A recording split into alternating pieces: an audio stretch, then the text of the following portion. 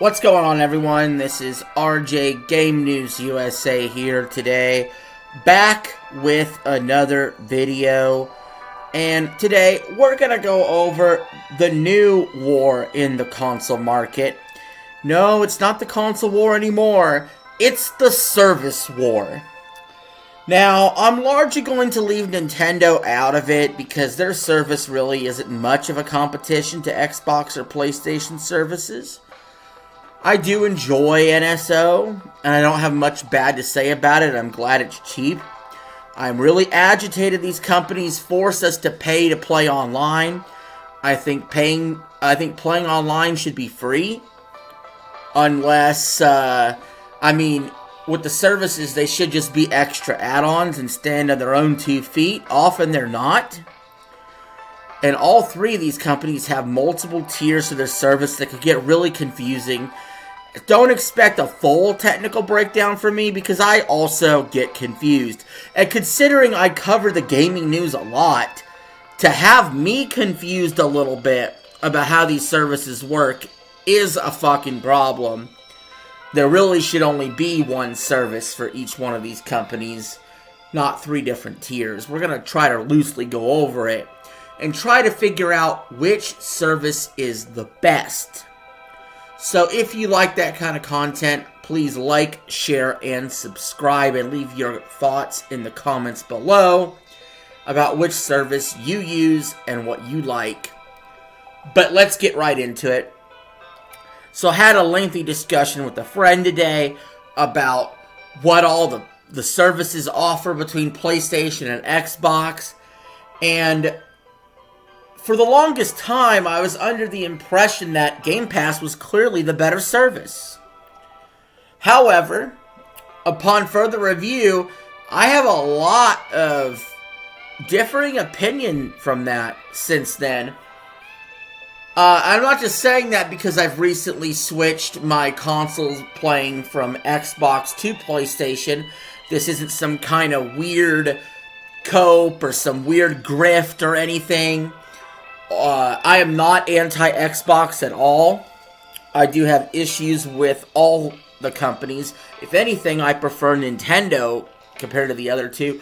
I'll actually pay full money on a full price game for a Nintendo game versus all these services that PlayStation and Xbox offer. Usually I just play their service. So first, I want to go over Xbox's service, and then we'll compare it to PlayStation's. So, we'll just do a simple pros and cons here.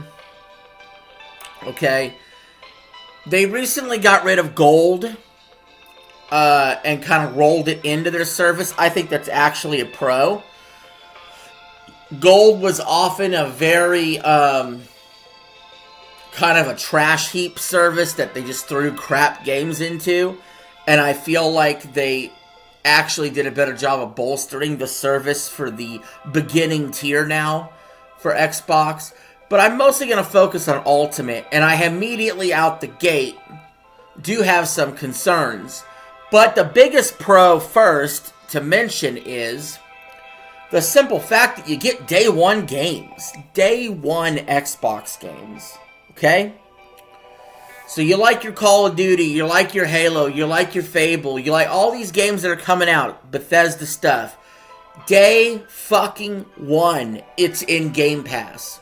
So it's cutting edge, it's got new games in there, and I can really appreciate that, and it did service me well for years.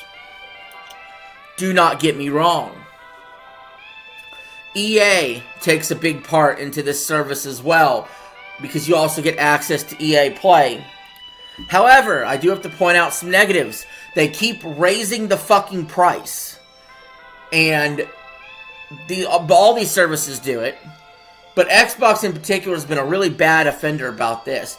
I'm also not very happy that you get the same service, like for the best service, on PC for like way cheaper than you do on console. Why are console players subsidizing PC players? It's backwards retarded. It just is. Like, I get that Xbox wants to expand to PC and mobile and other spaces, but you are actually making it more expensive with basically an Xbox tax to play your games on your service on your Xbox console. It's literally insane. I do not understand that whatsoever. With Ultimate, it's also really nice to get their cloud streaming service, though. Do you want to bring that up? To be able to play games without actually having to worry about downloading them can be a lifesaver on that Ultimate tier. So, how does it stack up to PlayStation? Well, the PlayStation service, I could give you the pros right off the bat. You can pay annually, so you can just pay a 1-year fee and get it a little bit cheaper and not have to think about it every month. That's a pro. You get a lot more games. There's a ton of fucking games in PlayStation Extra and Premium. And there's a ton of overall better games throughout history on that system. Because you also get a bunch of PS3 games and PS3 classics and PS4 games and PS5 games. And it's just a bigger wealth of a library over the last 18 years on the service. So if you don't really care too much about day one, and you just want to get the most games, the best games possible, I probably would suggest the PlayStation service, which is why I currently give it an edge. It depends where you're at with your gaming. I've went through and literally at least tried every single Xbox Game Pass game. I was frustrated with the fact that they didn't go ahead and unload a shitload of Activision Blizzard games once they acquired the studio. I waited for years. Finally, I thought, okay, they've got them. Where are they at? Where are they at? Never showed up. Total disappointment on that front. I wanted to drop every Call of Duty, every Diablo, everything they had in the back catalog for Activision Blizzard, and they never did. It's one of the driving forces why I left Xbox for PlayStation, and so I could also stream directly on YouTube without a capture card. Those two factors really, and Astrobot being the third factor, was really the reason I moved from Xbox to PlayStation. Now I'm enjoying the PlayStation service. Why? There are so many games to get to, so many games I haven't played yet, so many games I've missed the last 7 or 8 years. That's why I'll always bounce back and forth between the two. Always have. During the PS3 generation, I tended to be more Xbox 360. And during the Xbox One generation, for a good chunk of it, I was PS4. Then at some point, I switched to the Xbox One. And then I actually waited several years to get a PS5 after that generation started. So I think it's where you're at with gaming. If you're largely caught up on things and just want the day one stuff and the most cutting edge stuff, I would suggest Xbox. But if you're somebody that just wants the biggest wealth of games possible on a service, with Ubisoft titles and Final Fantasy and Sly Cooper and God of War and Uncharted and Last of Us and Resident Evil, a ton of third-party support, then my suggestion would be PlayStation Plus. At least the extra tier, minimum. Premium also does allow a way to play PS3 games, although you must stream them. I'm not convinced that the actual service is faster or better than Xbox Cloud, but it is what it is.